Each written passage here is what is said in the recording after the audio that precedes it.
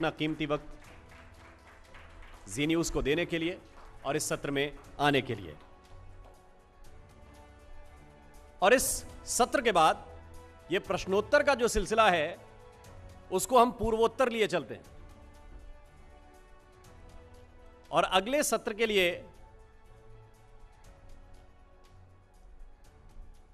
इससे पहले कि हम सीधा आपको मेहमान की तरफ लिए चलें, आपको इतना जरूर बताना चाहते हैं कि इस देश में जब पूर्वोत्तर की चर्चा होती है तो वहां की सुंदर वादियों की चर्चा होती है और वादियां ऐसी हैं कि जिनमें आप खो जाएंगे।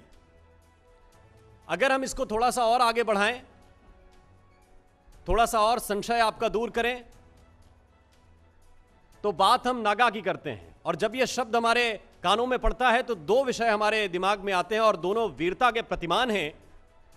एक तो नागा साधु और दूसरी इस देश की नागा रेजिमेंट। इसके थोड़ा सा और मैं आगे बढ़ने की कोशिश करता हूं, क्योंकि हम जिनसे आपको मिलवाने जा रहे हैं और इस सत्र को होस्ट करने के लिए अदिति जिनकी प्रतीक्षा कर रहे हैं, वो इस वक्त इस देश के सबसे वायरल मंत्री हैं। और ऐसे मंत्री जी का हम स्वागत करते हैं।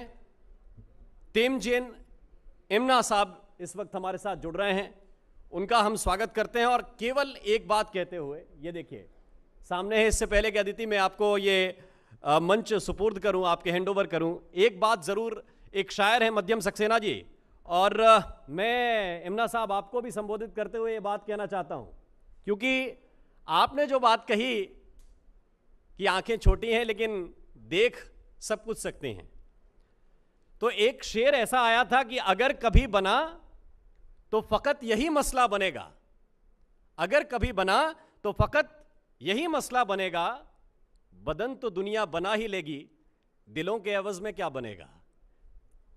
तो आंख नाक कान सबके शेप इधर उधर हो सकते हैं, जो दिल से दिल का कनेक्शन है वो इमना साहब जोड़ने के लिए जाने जाते हैं। बहुत बहुत स्वागत है सर आपका जी न्यूज के मंच पर। अदिति मंच आपके हवाले। धन्यवाद। Thank you so much Ram. और इमना साहब तो हमारे साथ हैं, आप लोग कितने तैयार हैं उनके लिए? वायरल मिनिस्टर की बात हो रही है, so how prepared you are? मज़ा आ रहा है? तालियों में मज़ा नहीं आ रहा है?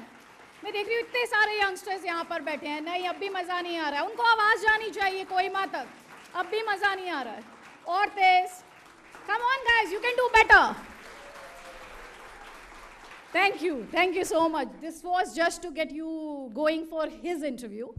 तो इनमा साहब बहुत बहुत स्वागत है। मेरे लिए सबसे इजी इंट्रोडक्शन है, क्योंकि आपको सब लोग पहले से ही जानते हैं। यूजुअली ये होता है जब नेता आते हैं तो उनका एक इंट्रोडक्शन देना पड़ता है, बट हमारे साथ जो मिनिस्टर हैं उनको किसी इंट्रोडक्शन की ज़रूरत नहीं है, जैसा कि हम खुद ही कह रहे हैं वो वायरल मिनिस्टर हैं।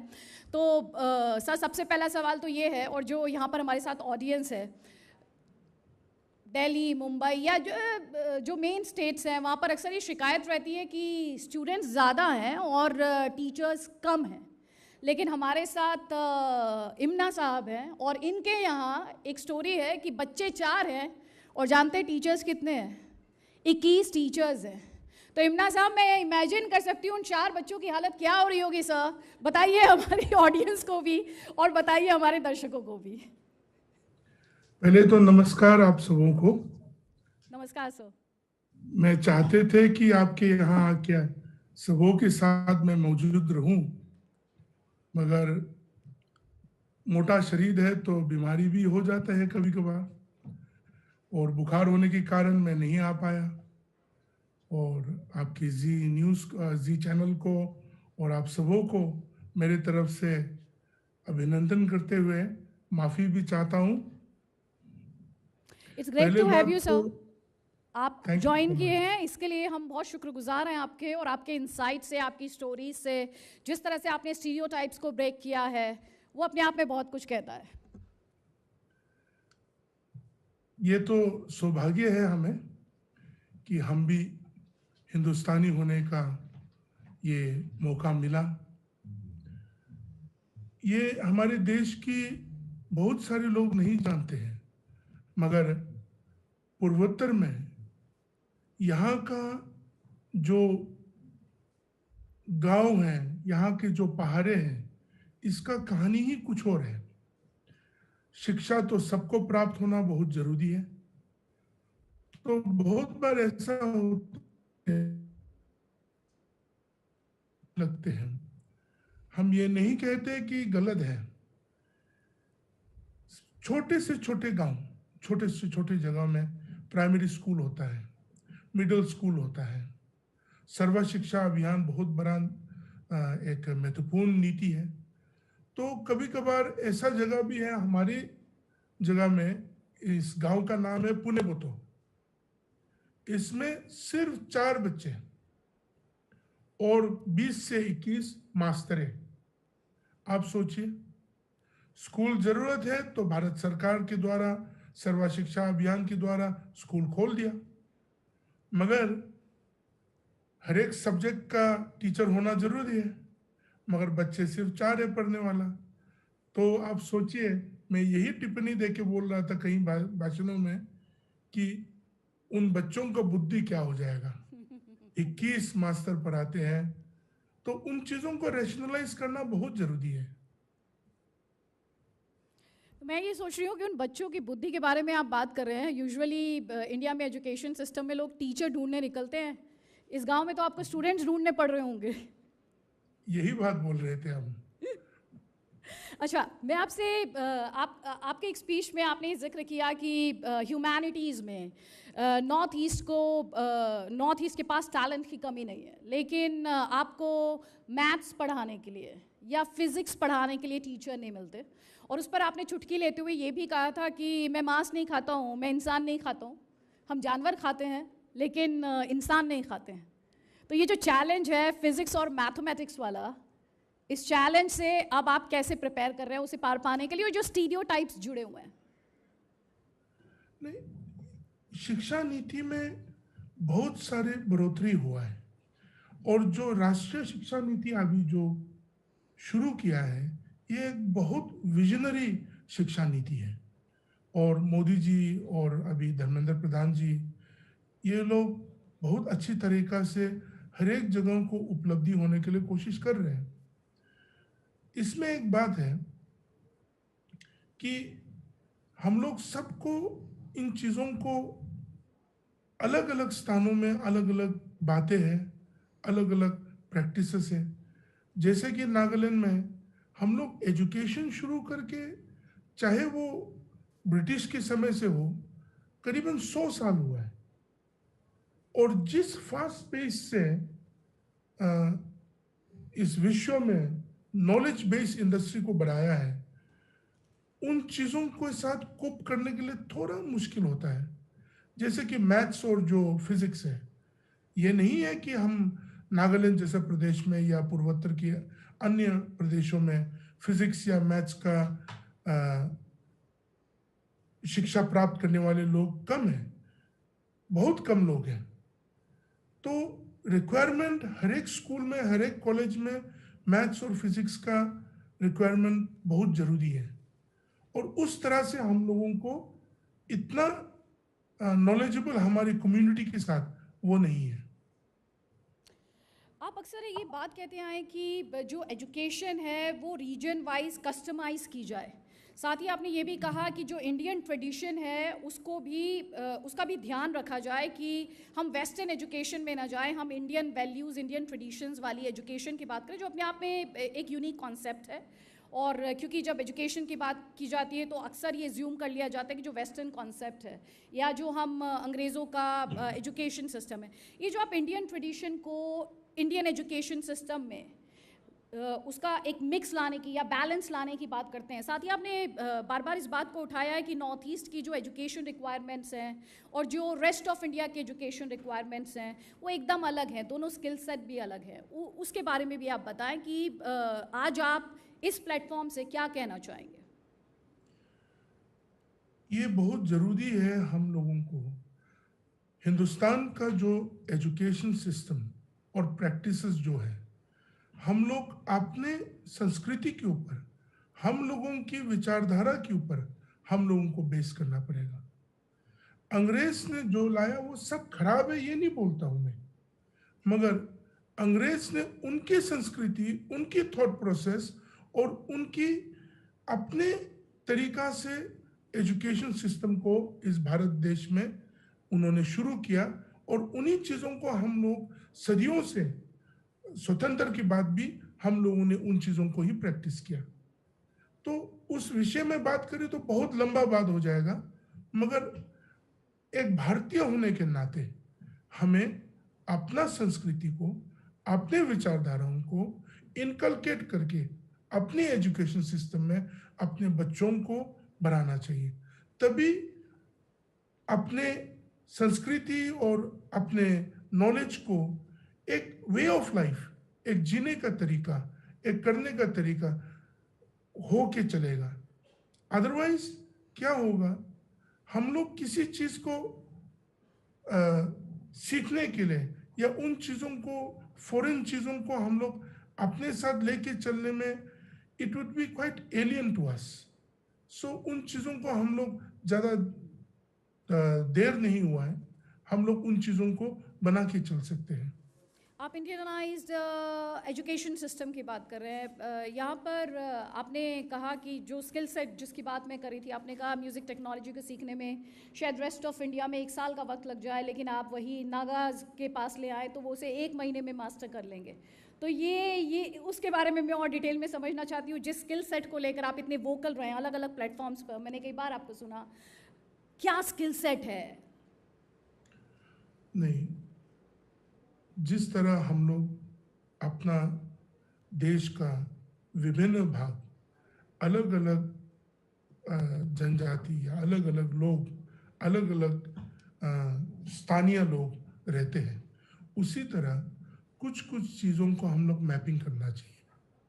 हमारे नागालैंड में हमारी युवा जो है वो music, it's a way of life. वो हम लोग अपने संस्कृति से ही आते हैं। गाँव में जब घर में अपने माँ बाप के साथ रहते हैं, संगीत गाना, अपना ट्रेडिशनल गीत गाना, इन सब चीज़ तो बचपन से हो जाते हैं। नोटेशंस के साथ गाना, ये सब तो गांव-गांव में होता है। तो क्या होता है, म्यूजिक के ऊपर नागालैंड जैसे राज्य या मिजोरम जैसे राज्य में, अरुणाचल जैसे राज्य में, इवन असम, तो वो बहुत आसानी तरीका से वो अपने आप जुड़ा के उनको बढ़ा सकते हैं। हमने काफ़ी भाषणों में बोला है, जो चीज़, जो परिस्थिति, जो वातावरण है, वो पूर्वोत्तर में म्यूजिक, आर्ट एंड कल्चर में एक सिनॉप्सिस लेके हम लोग उसको आगे बढ़ाने से हमारे देश को भी और ज़्यादा उपलब्धि होगा। अच्छा, गवर्नर साहब ने कुछ दिन पहले ये कहा कि जॉब नहीं मिलता, एजुकेशन तो ठीक है लेकिन जॉब नहीं मिल रहा।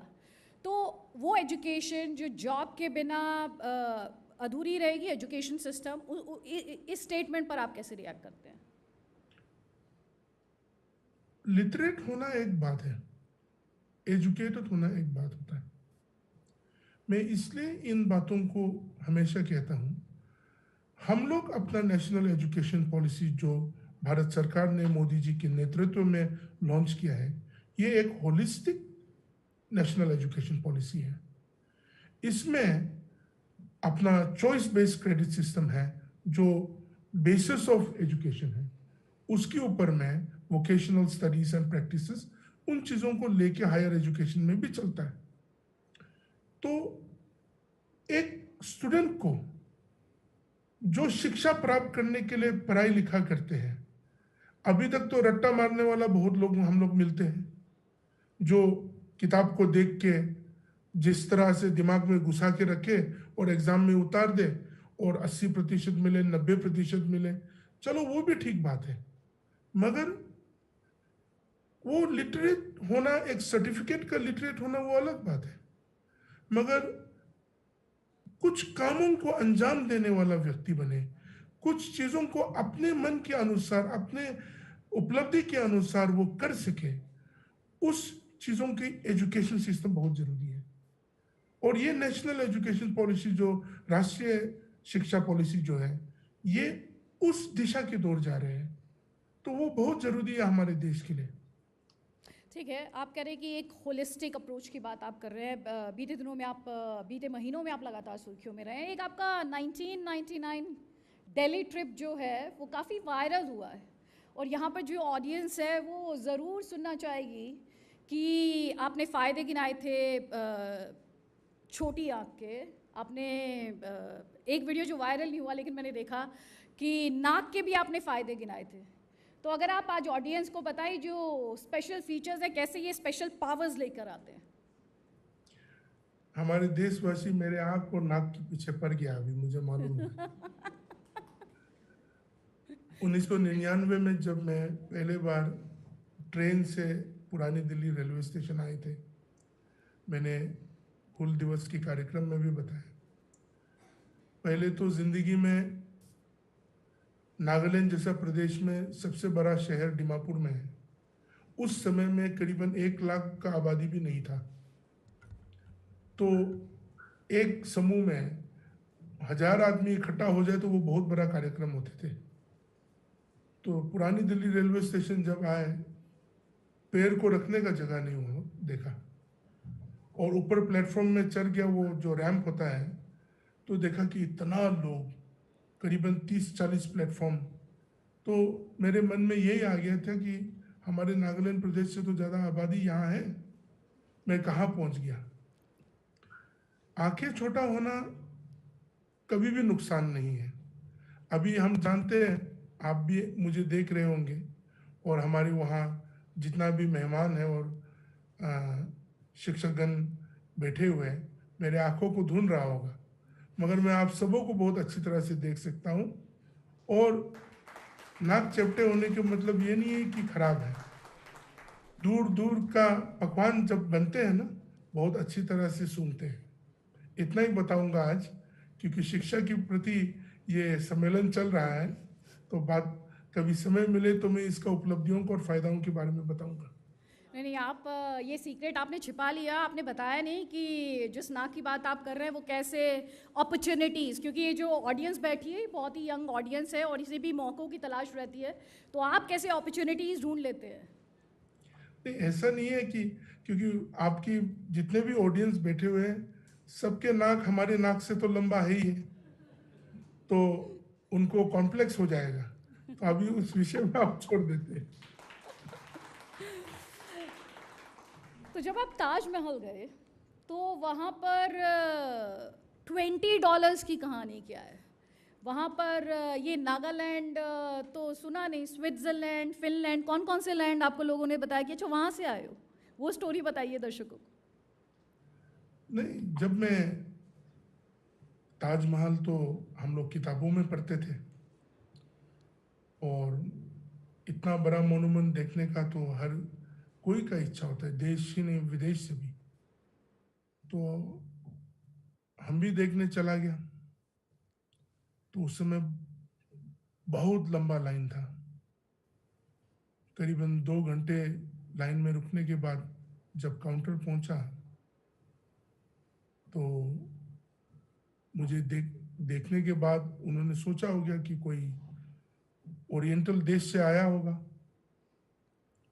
तो काउंटर में रहने वाला आदमी ने बोल दिया कि इनको दूसरा लाइन में लेके जाओ। मुझे मालूम नहीं था कि वहाँ दूसरा लाइन भी होता है। तो दूसरे लाइन में गया तो मालूम पड़ा कि यहाँ तो $15 या $20 देना पड़ेगा, वो भी फॉरेन करेंसी में। तो काफ़ी समय लगा था, क्योंकि आईडी कार्ड मांगा गया, मुझे पेश करना पड़ा, तब उनको मालूम पड़ा कि मैं भी नागालैंड का हूँ। बहुत लोग नहीं जानते थे, क्योंकि वहाँ पूछताछ जब कर रहे थे तो बहुत लोगों को उस समय मालूम भी नहीं था कि नागालैंड कहाँ है, किस तरफ है, क्योंकि ज़्यादा से ज़्यादा लोग उस समय में 1999 में इतने लोग तो हमारे ख्याल से नागालैंड या पूर्वोत्तर की तरफ से दिल्ली में नहीं घूमते थे होंगे या आगरा में, कभी कभार जाते थे होंगे। तो उस दिन बहुत अच्छे तरह से मुझे याद है कि मुझे 2 घंटे के बाद ही मुझे दोबारा काउंटर में जाना पड़ा।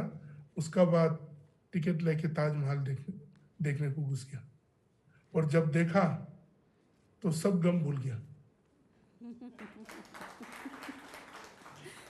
क्या अभी भी आपसे पूछते हैं इमना साहब कि नागालैंड जाने के लिए वीज़ा लगता है? ये सवाल अभी पूछा जाता है क्या? आजकल उस तरह का माहौल नहीं है हमारे ख्याल से। देश का सोच विचार, देशवासियों की सोच विचार में काफी बदलाव आया है इन 5 से 8 सालों में। हम लोग एक क्रॉस रोड में है, बीच में। पूर्वोत्तर के लोग, नागालैंड के लोग, क्योंकि आपने देखा जिस तरह वीडियो वायरल गया, हमारे ख्याल से हम तो एक सिर्फ एक मध्यम बना कि हमारे लोगों की सोच विचारों को, भय और डर को अपने देशवासियों के सामने कहा हमने, मगर हमारे देशवासियों के जो रिस्पॉन्स आया उससे तो हमारे पूर्वोत्तर के लोग बहुत भावुक हो गया। हमारे ख्याल से यहाँ का युवा बहुत सोशल मीडिया एक्टिव है और 80 से 90% युवा जो है सोशल मीडिया में आने वाला पीढ़ी का जो नेता बनेगा, जो डॉक्टर बनेगा, जो इंजीनियर बनेगा, जो लीडर्स बनेगा, सिटीजन्स है, एक क्रॉस रोड में आया है। और हमारे ख्याल से इन सब चीजों को हम लोगों को लेके बढ़ना पड़ेगा, इसको नीचे नहीं और ऊपर लेके जाना पड़ेगा, ताकि हम सब एक भारतीय होने का जो विचारधारा, एक भारतीय एक समूह के लेके इस देश को आगे बढ़ने का जो विचारधारा लेके मोदी जी काम कर रहे हैं, उसके साथ लेके हम सब आगे बढ़ना है। आपने मोदी जी का जिक्र किया, मोदी जी से क्या बात होती है आपकी? या होम मिनिस्टर अमित शाह से भी आप मिले होंगे, क्या बात होती है? हमारे ख्याल से मैं पढ़ मुझे रही थी आप सौभाग्य फेवरेट है। हैं मोदी जी के और अमित शाह जी के। नहीं, हम ऐसा नहीं समझते हैं। वो लोग हमारे मार्गदर्शन दिखाने वाले लोग हैं। वो लोग हर एक को फेवरेट करते हैं। जब कभी भी सौभाग्य मिला मिलने के लिए, कभी निराश नहीं किया। उन्होंने हमेशा उत्साहित किया, लगा रहो सुमो, अच्छे काम करना, ठीक से करना, और मन की बात को वो लोग खुल के सुनते हैं। ऐसा नहीं है कि आ, हम ज़्यादा मिला है, ऐसा भी कुछ नहीं है। कभी सौभाग्य मिला है हमने प्रधानमंत्री मोदी जी को मिलने का और गृह मंत्री हमारे अमित शाह जी को मिलने का, हमें सौभाग्य मिला है, इतना ही बात है।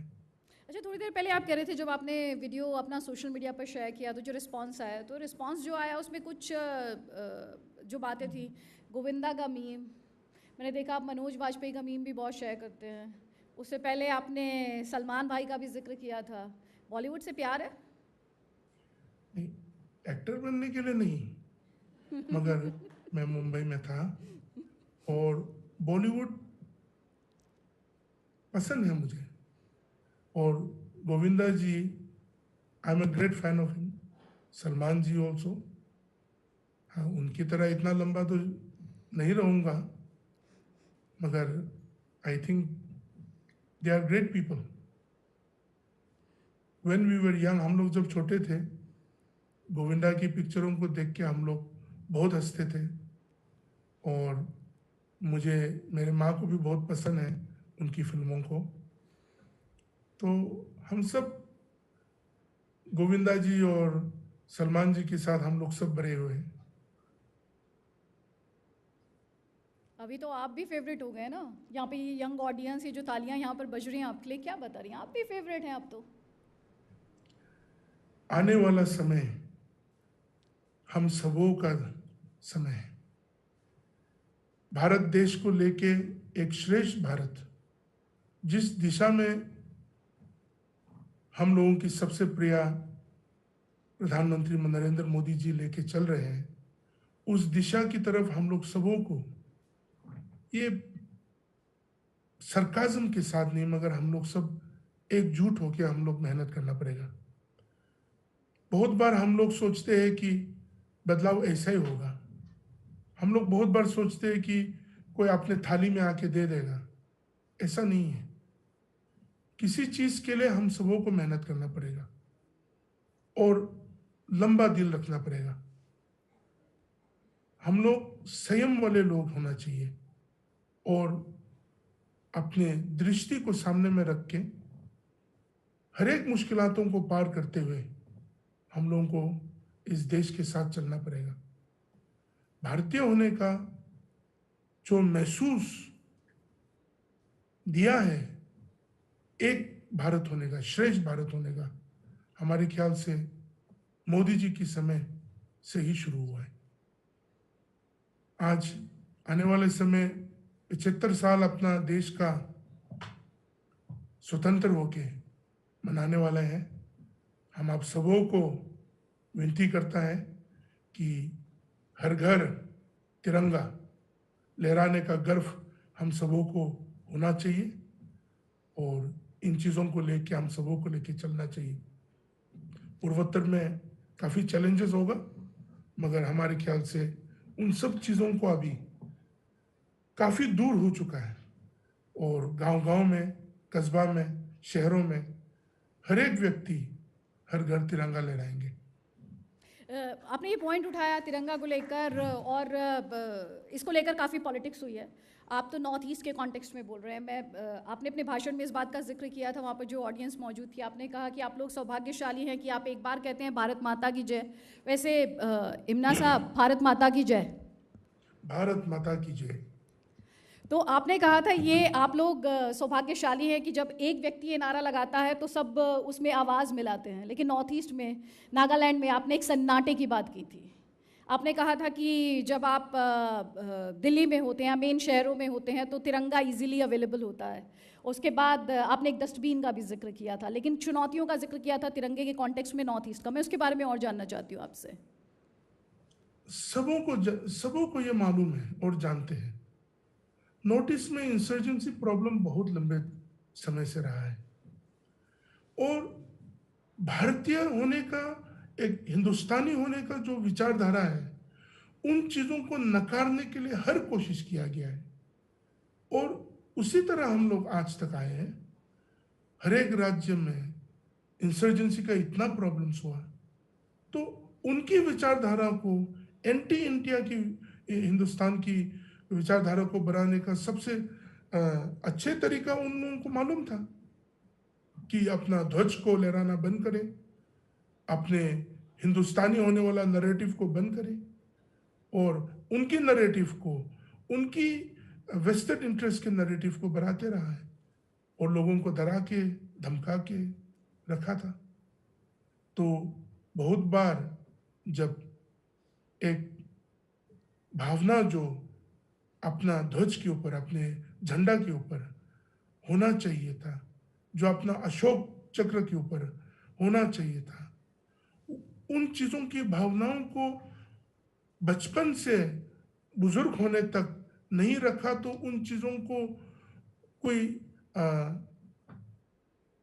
उपलब्धि ही नहीं दिया, कुछ उन चीज़ों के ऊपर महत्वपूर्णता ही नहीं दिया, तो लोगों को एक बहुत सदाबाद हो गया था। मगर अभी बदलाव आ रहा है, बहुत बदल चुका है। हम लोग सब इस कार्यक्रम जो हर घर तिरंगा जो है, ये विश्व में हमारे ख्याल से पहले बार कोई देश ऐसा कर रहा होगा और हम सब उत्साहित है कि इस चीज़ों को मनाए और अपने ध्वज को लहराए। चलिए मैं थोड़ा सा मूड को वापस लाइट करती हूँ। थोड़ी देर पहले आपने अपना फेवरेट हीरो तो बताया, एक्टर तो बताया, एक्ट्रेस नहीं बताई सर आपने। हमारे समय में करीना कपूर को देखते थे तो बहुत खुश होता था।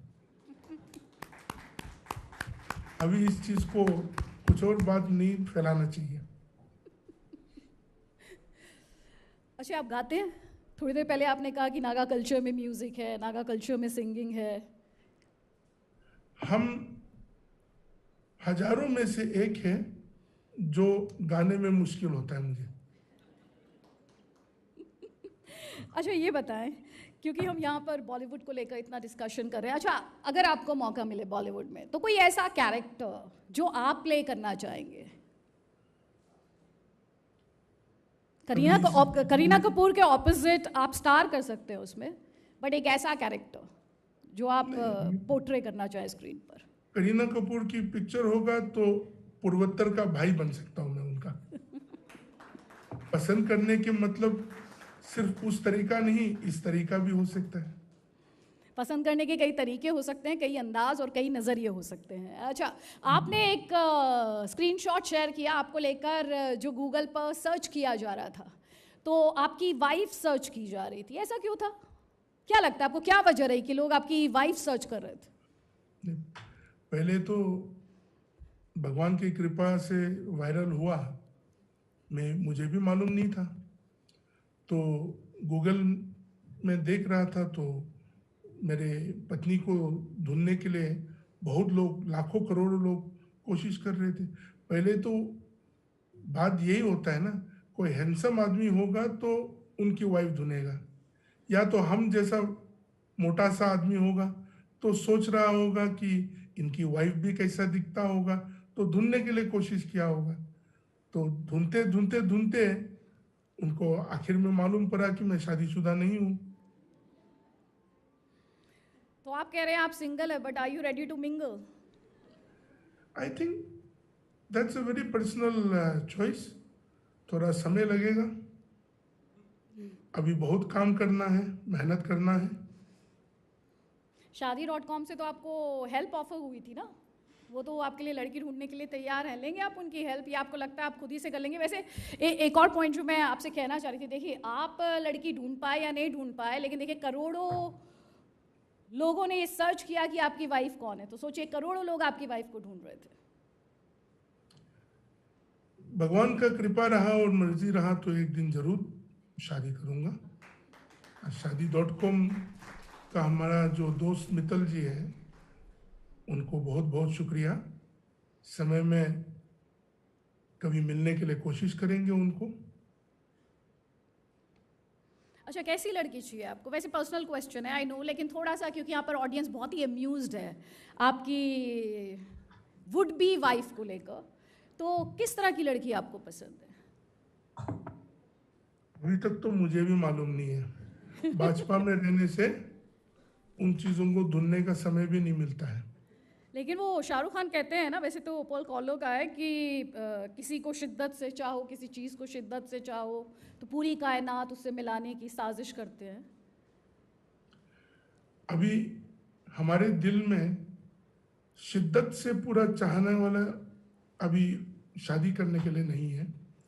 ऐसा नहीं है कि वो गलत है, बात यह है कि अभी हमारे राज्य का बहुत सारी समस्या है, हमारे लोगों का बहुत सारी समस्या है। आप लोग कभी यहाँ आके रहेंगे, देखेंगे तो यहाँ का उपलब्धियों के बारे में भी मालूम होगा और यहाँ की कमियों के बारे में भी मालूम होगा। तो उन चीज़ों को दूर करने में या बनाने में छोटा सा सहयोग में एक मंत्री के तौर से या अपना एक भाजपा का एक अध्यक्ष की राज्य का अध्यक्ष की तरह से हम करने के लिए कोशिश कर रहे हैं। और हम अकेला से कुछ नहीं होता है, सबों को लेके चलना पड़ता है। अकेला से बहुत कुछ सोचने से भी कुछ नहीं होगा। हमारे साथ हमारे लोग हैं, हमारे भाई हैं, बहनें हैं, सबको मिलके एक मजबूत राज्य इस देश का बनाने के लिए कोशिश में जोड़ा हुआ है और हमारे ख्याल से वो दिन भी आएंगे। इमरान साहब, आपने कहा ना आपके भाई लोग, मैं आपसे ये कहना चाहती हूँ, आपके साथ इंडिया है, आपके साथ भारत है, आपके साथ हिंदुस्तान है, मैं आपसे ये कहना चाहती हूँ। लेकिन जो मेरा अगला सवाल आपसे वो ये, आपने पॉपुलेशन कंट्रोल के लिए बहुत ही इनोवेटिव आइडिया दिया था, आपने सिंगल मूवमेंट स्टार्ट की, उस मूवमेंट को कितना सपोर्ट मिल रहा है? सोसाइटी रजिस्ट्रेशन करने के लिए मैं कोशिश करूंगा। ताकि मैं प्रेसिडेंट बने, और मैंने सोच रखा है कोई कोई लोगों को निमंत्रण करूंगा चीफ पैटर्न बनने के लिए या एडवाइजर बनने के लिए और मेंबर्स बनाने के लिए। और हमारे ख्याल से हाँ, ये नहीं है कि हर कोई ऐसा ही रहना चाहिए, मगर अगर आपकी जिंदगी का कुछ उपलब्धि है और आप सोचते हैं कि मुझे ये करना है, हमारे ख्याल से हम लोग रह सकते हैं और कर सकते हैं। लेकिन एक तरफ ये सिंगल मूवमेंट है और आपका ही एक और वीडियो है जो वायरल नहीं हुआ, मुझे लगता है इस इंटरव्यू के बाद ज़रूर वायरल होगा, जब आपने तत्कालीन सीएम को ये ऑफर दिया कि जिसके घर में 5 बच्चे उसको एक जॉब ऑफर कर देते हैं। नहीं, हमारे नागालैंड में आबादी नहीं बढ़ रहा है, मैं सत्य बात बोलता हूँ। हमारे नागालैंड में एक दिन में हमारे ऑनरेबल चीफ मिनिस्टर रियो जी के साथ हमें जनबोतो से एक कार्यक्रम होने के बाद आ रहा था, गाड़ी में एक साथ बैठा था क्योंकि चौपर का वेदर के ऊपर कुछ प्रॉब्लम हो गया था। तो आने के समय उन्होंने मुझे कहा था कि इमना देखो, इतना बड़ा बड़ा पहाड़, पहाड़ के ऊपर में छोटे छोटे गांव हैं, आबादी नहीं है, सब दीमापुर कोहिमा में रह रहे हैं। तो मैंने उनको एक टिप्पणी दे दिया, सर देखो, हम लोग यूपी बिहार जैसा तो नहीं कर सकते, बना भी नहीं सकते हैं, तो आप जरूर अगर कोई लोग ज़्यादा बच्चे हो, 4-5 हो, तो उनको एक सरकारी जॉब इनकरेज करिए। तो रीजन वाइज सिचुएशन जो है, तो उन चीज़ों को मैं टिप्पणी दिया। तो हमारे सीएम साहब ने मुझे कहा, इमना खुद तो शादी भी नहीं किया, मिला भी नहीं है, और बच्चे ज़्यादा बढ़ाने का टिप्पणी मुझे दे रहे हो आप। मैं चुपचाप होके सीधा पहुंच गया। आपको वैसे नागालैंड स्कूल ऑफ ह्यूमर कहा जा रहा है, आप वहाँ पर ट्रेनीज लेने के लिए तैयार हैं? यहाँ पर ऑडियंस होगी, मैं खुद उस स्कूल को ज्वाइन करना चाहूँगी, क्योंकि पॉलिटिक्स इतना सीरियस अफेयर है, उसमें अगर ह्यूमर आता है तो अपने आप में वो और इंटरेस्टिंग और इंट्रीगिंग एंड इंगेजिंग हो जाता है। तो कैसे वहाँ पे स्कूल, वो ये जो नागालैंड स्कूल ऑफ ह्यूमर है, उसमें ज्वाइन कर सकती है माई यंग ऑडियंस? नहीं, सत्य बात बोले तो अपने आप में एक ह्यूमर रखना चाहिए हम सबों को। देखो, मैं दूसरों को हंसने का बदले मैं अपने आप में हंसता हूँ, क्योंकि उसी चीज से हम लोग रिफ्रेश होते हैं और उन चीजों को देख के हम लोग आगे बढ़ सकते हैं। मैं आपको एक छोटा सा बात बोलता हूँ। सिंगापुर पहले बार जाने के लिए मुझे फोटोग्राफ लेना पड़ा, वो खान मार्केट में। मुझे याद है कि उसमें पिक्चर लेने के समय कान दिखना चाहिए ऐसा करके, तो मेरे चेहरे ऐसा है कि कान पीछे चुप जाते हैं। तो मैं ये सोच रही थी कि कैसा होगा।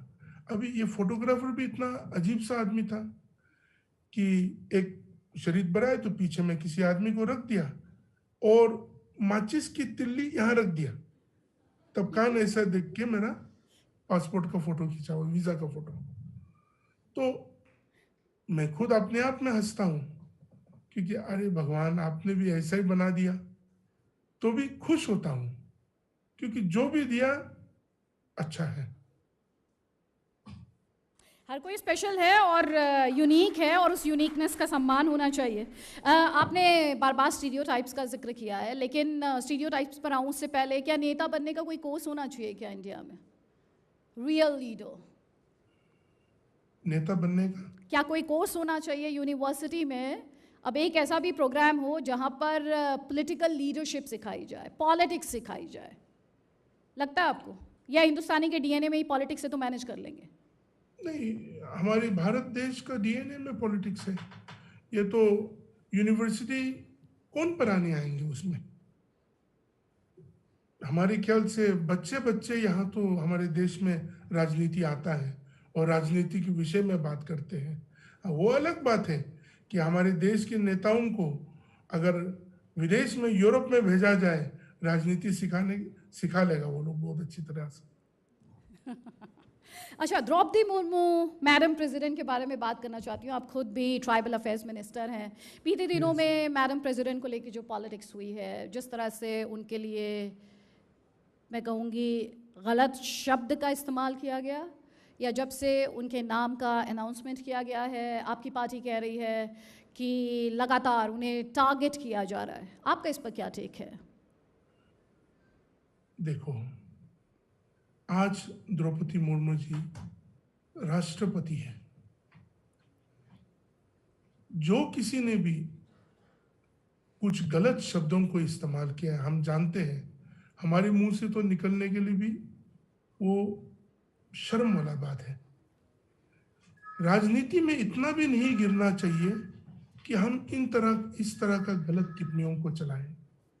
द्रौपदी मुर्मू जी एक सक्षम व्यक्ति है, सिर्फ जनजाति या वनवासी होने के कारण नहीं। उनकी क्रेडेंशियल्स को देखिए, उनकी मेहनत को देखिए, और हमारे प्रधानमंत्री मोदी जी, अमित शाह जी, नड्डा जी ने सही व्यक्ति को चुना है।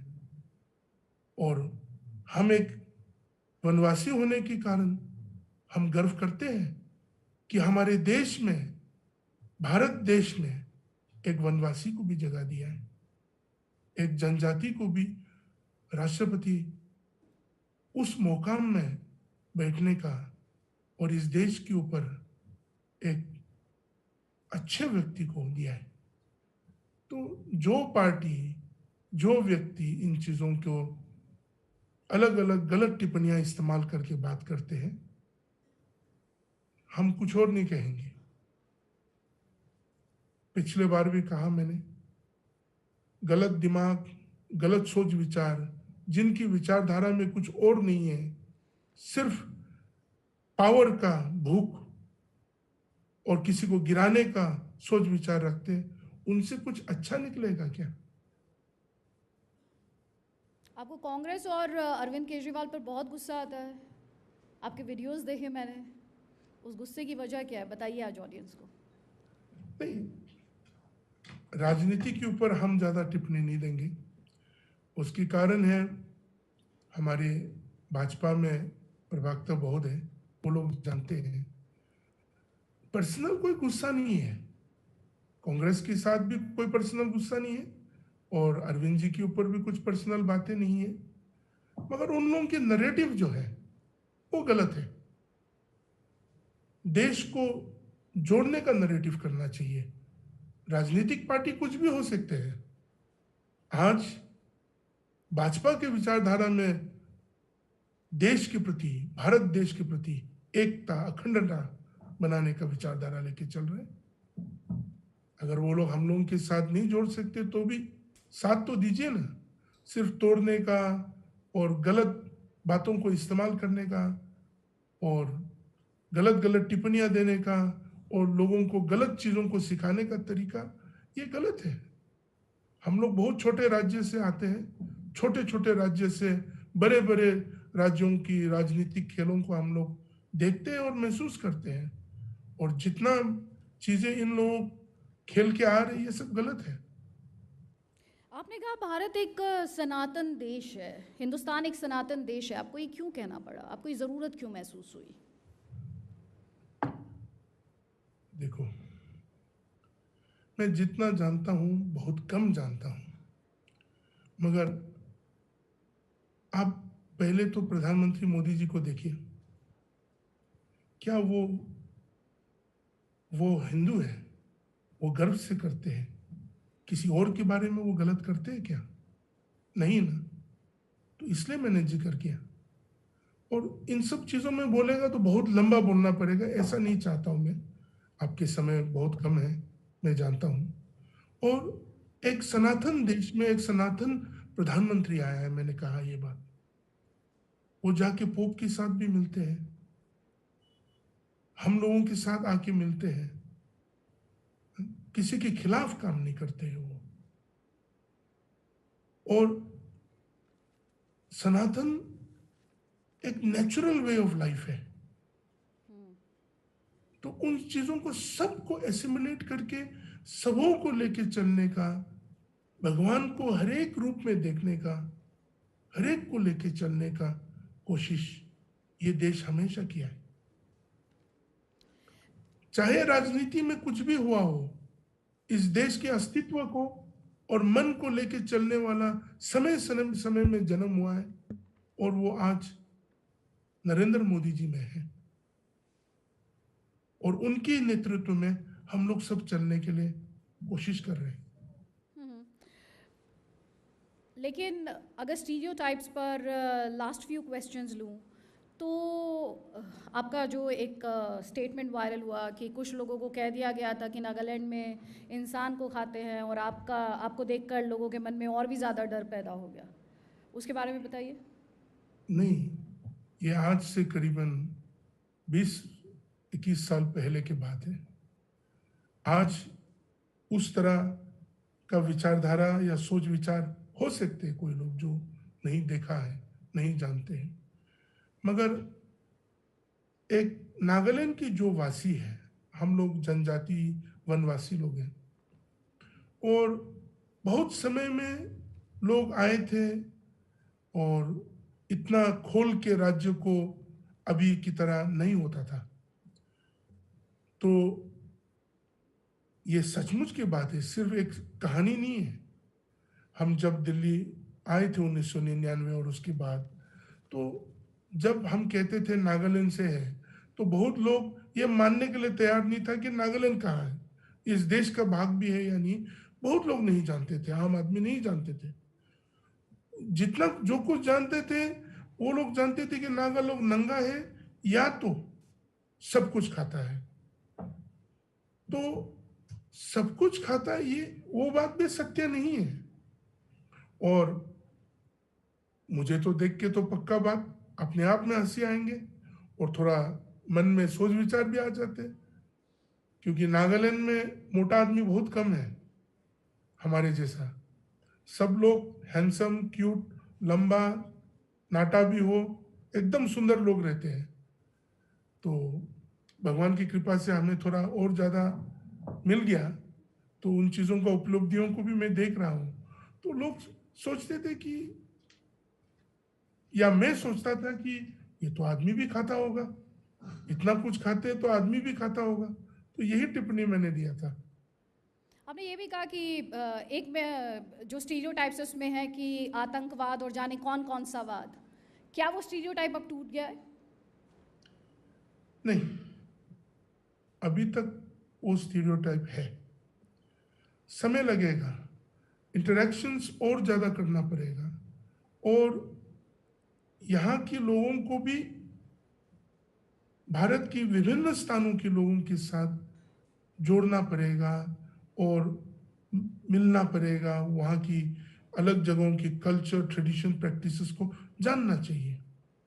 उसी तरह हमारे देश की दूसरे भागों के लोगों को भी, पूर्वोत्तर का, नागालैंड जैसा, मिजोरम जैसा, असम, अरुणाचल, सिक्किम, त्रिपुरा, मणिपुर, मेघालय की लोगों की वासियों का सोच विचार को, खान पान को, रहन सहन को, काम करने का तरीका को, इन चीज़ों को समझना पड़ेगा, तब वो बहुत बड़ा उपलब्धि होगा इस देश को। आपने खान पान का जिक्र किया और हमने जो स्टीरियोटाइप्स हैं उनका जिक्र किया है। एक ऐसी डिश जो इमना साहब आज आप इस ऑडियंस से कहना चाहें, और जो दर्शक आपको टीवी पर देखेंगे उनसे कहना चाहें, जो हर इंडियन को ट्राई करनी चाहिए। नागालैंड वाला खाना? जी, आप नागालैंड का डिश बोल रहे हो या? जी जी जी, नागालैंड का डिश बोल रही हूँ मैं। अच्छा, ये हम लोग रुसुप बोलते हैं। रुसुप, RUSUP। रूसुप। हाँ, रुसुप बोलते हैं। वो ट्राई करना चाहिए। वो अलग अलग सब्जियों को, भिंडी हो, बैंगन हो, टमाटर हो, अलग अलग सब्जियों को सब मिला के हम लोग मिट्टी की जो बर्तन है उसमें बनाते हैं। खाने के लिए अच्छा है। तो रूसुप मुझे पूरी उम्मीद है ऑडियंस ज़रूर ट्राई करेगी। लेकिन एक सवाल जो यहाँ पर ऑडियंस के मन में और होगा, जिस तरह आप नागालैंड और वहाँ पर टूरिज़्म को प्रमोट करते हैं, टूरिज़्म मिनिस्टर क्यों नहीं बन जाते आप वहाँ के? और साथ ही बॉलीवुड को ले आइए, आप को बॉलीवुड से भी लगाव है, आपको नागालैंड से भी लगाव है, सीनिक ब्यूटी जो है उसका बेहतर इस्तेमाल हो पाएगा। आने वाला समय में जो कुछ भी हमारी सेंट्रल लीडर्स कहेंगे उन चीज़ों को रखेंगे। हमारे मुख्यमंत्री जी भी हैं, उन लोगों की विचारधारा सोच विचारों को लेके जो भी दायित्व दिया जाएंगे उन दायित्वों को कोशिश करेंगे कि अच्छे तरीक़ा से काम करें। यहाँ इंफ्रास्ट्रक्चर डेवलपमेंट बहुत ज़रूरी है। बॉलीवुड जैसा बड़ा इंडस्ट्री को लाने के लिए इंफ्रास्ट्रक्चर और डेवलप करना ज़रूरी है और उन चीज़ों के लिए सबों का मदद चाहिए। यहाँ इन्वेस्ट करना चाहिए, बड़े बड़े होटल्स खोलना चाहिए, क्योंकि सलमान जी अगर आ गया या गोविंदा जी कहाँ रुकेंगे, बहुत चिंता की विषय है हमारे लिए। नहीं, मुझे ही बताया गया कि नागा जो है वो अपनी हॉस्पिटैलिटी के लिए जाने जाते हैं। अगर वहाँ जाकर 1 महीना रुक जाएं तो बहुत बहुत संभावनाएं हैं कि कई केजी वेट आप गेन कर सकते हैं। नहीं, वेट गेन करने का और घटाने का तरीका अलग अलग है। यहाँ रहने से घट भी सकते हैं क्योंकि पहाड़ है, चलना पड़ेगा ये सब चीज़ों को, और वातावरण जो है बहुत शुद्ध है यहाँ। मगर इंफ्रास्ट्रक्चर का ज़रूरत इसलिए है, हॉस्पिटैलिटी वो अलग बात है कि मेहमान नवाजी करना हमारी खून में है, क्योंकि अगर कोई मेहमान हमारे घर आ जाए तो हम ये नहीं कहेंगे कि हमारे पास क्या नहीं है। गरीब से गरीब व्यक्ति, गांव में रहने वाला व्यक्ति, वो अपना जो कुछ भी है मेहमान को पहले देंगे, वो चाहे वो भूखा रह जाए या उनके परिवार के लोग भूखा रह जाए। हम ये तो कहना नहीं चाहते हैं, मगर जैसे कि कोई घर में मुर्गी पाल रहे होते हैं, लोकल मुर्गी ना, कोई मेहमान आ गया उसको चिकन चाहिए, वो छुप के जाके उसी चिकन को भी लाके उनको खिलाएंगे। उस तरह का मेहमान नवाजी है यहाँ। One last question, north east से प्राइम मिनिस्टर बनने या प्रेसिडेंट बनने में अभी कितना वक्त और लगेगा? क्योंकि अभी थोड़ी देर पहले हम द्रौपदी मुर्मू जी की बात कर रहे थे, आपको क्या लगता है? देखो, अपना भारत देश बहुत विशाल देश है और भारत देश की विचारधारा बहुत संपूर्ण विचारधारा है। हर एक चीज का एक समय है और भगवान जो है सब कुछ इस देश की उन्नति के लिए करेंगे। आने वाले समय या आने वाले पीढ़ी, हम लोग जब नहीं रहेंगे, कभी ना कभी तो कोई ना कोई तो उस उपलब्धि को भी लेंगे, मगर वो चीज़ भारत का अखंडन के लिए होना चाहिए। विचारधारा को एक समूह करके देश को बढ़ाने के लिए, देश को उपलब्धि एक देश सबों के लिए, सिर्फ भारतीयों के लिए नहीं मगर विश्व के लिए बनाने के लिए उस विचारधारा को लेकर चलने वाला व्यक्ति आने वाले समय आएंगे। तो अभी है, मोदी जी हैं, उनके नेतृत्व में चल रहे हैं। आने वाला समय कौन देखा है मालूम नहीं। अगर मुर्मू जी बन सकते हैं तो क्या मालूम एक दिन कभी मिजोरम का व्यक्ति भी बन सकते हैं या त्रिपुरा का भी। बिल्कुल, आमीन। बहुत बहुत शुक्रिया इम्ना साहब, आपने जी न्यूज़ के लिए वक्त निकाला और थोड़ी देर पहले आपने खुद ये कहा कि नॉर्थ ईस्ट आना चाहिए, तो इस वादे के साथ कि जी मीडिया अपना अगला कॉन्क्लेव नॉर्थ ईस्ट पर करेगा, ज़ाहिर तौर पर आप उसमें हमारे स्पेशल गेस्ट होंगे। बहुत बहुत शुक्रिया, आपने इतना वक्त दिया है and thank you so much. Thank you. Thank you very much.